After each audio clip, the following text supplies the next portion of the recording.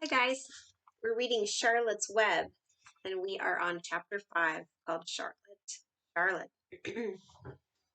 The night seemed long. Wilbur's stomach was empty and his mind was full. And when your stomach is empty and your mind is full, it's always hard to sleep.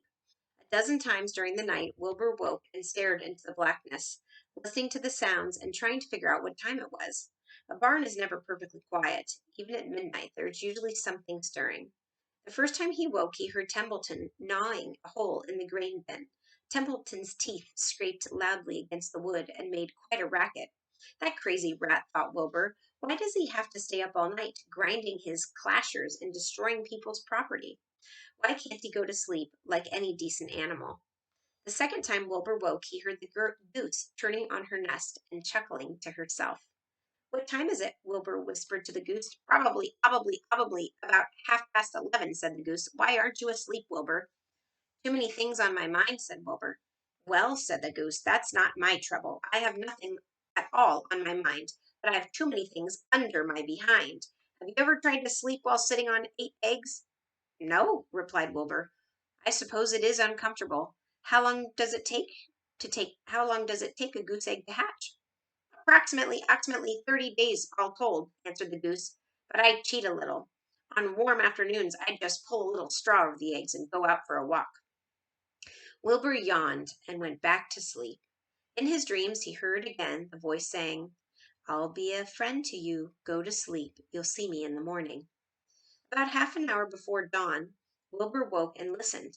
The barn was still dark. The sheep lay motionless. Even the goose was quiet. Overhead, on the main floor, nothing stirred. The cows were resting, the horses dozed. Templeton had quit work and gone off somewhere on an errand. The only sound was a slight scraping noise from the rooftop, where the weather vane swung back and forth.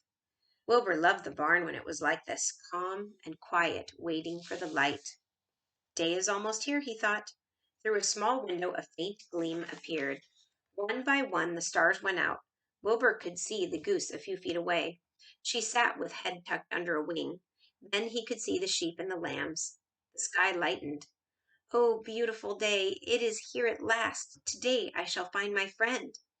Wilbur looked everywhere. He searched his pen thoroughly. He examined the window ledge, staring up at the ceiling, but he saw nothing new.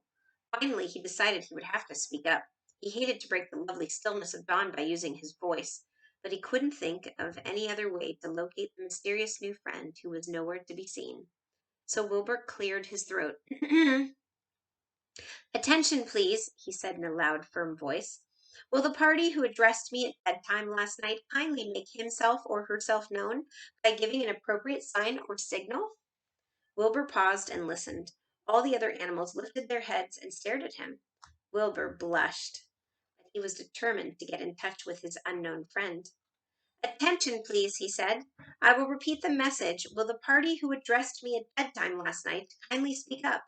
Please tell me where you are, if you are my friend. The sheep looked at each other in disgust.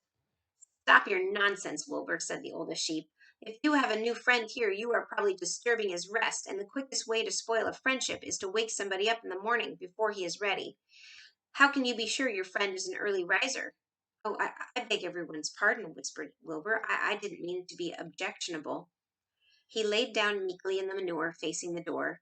He did not know it, but his friend wasn't very near, and the old sheep was right. The friend was still asleep.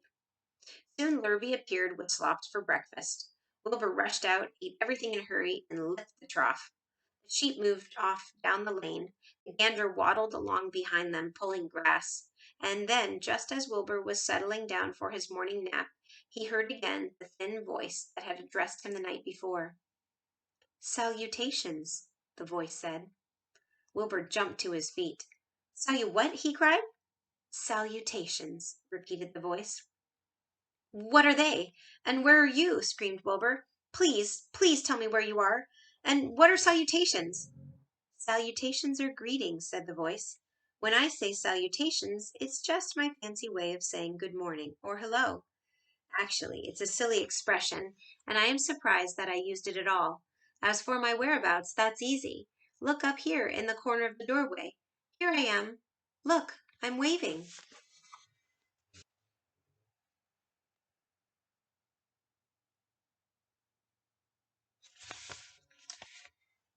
At last Wilbur saw the creature that had spoken to him in such a kindly way.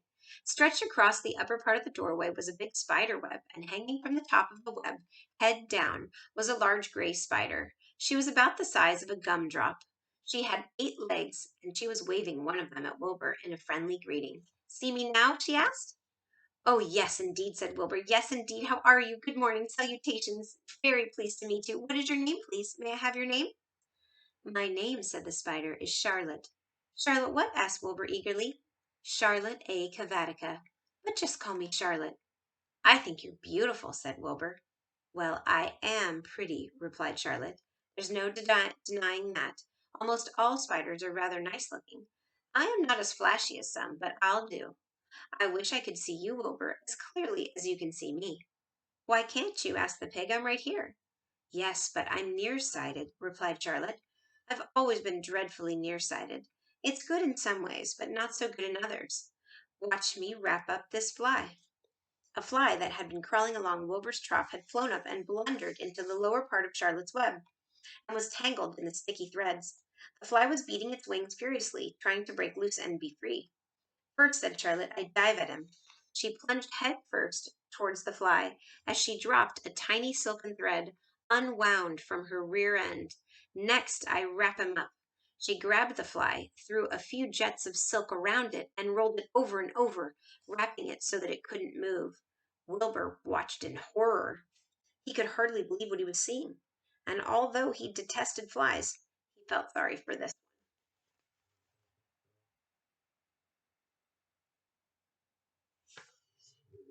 There, said Charlotte. Now I knock him out so he'll be more comfortable. She bit the fly. He can't feel a thing now, she remarked. He'll make a perfect breakfast for me. You mean you eat flies? Gasped Wilbur. Certainly. Flies, bugs, grasshoppers, choice beetles, midges, moths, butterflies, tasty cockroaches, daddy longlegs, centipedes, mosquitoes, crickets, anything that is careless enough to get caught in my web. I have to live, don't I?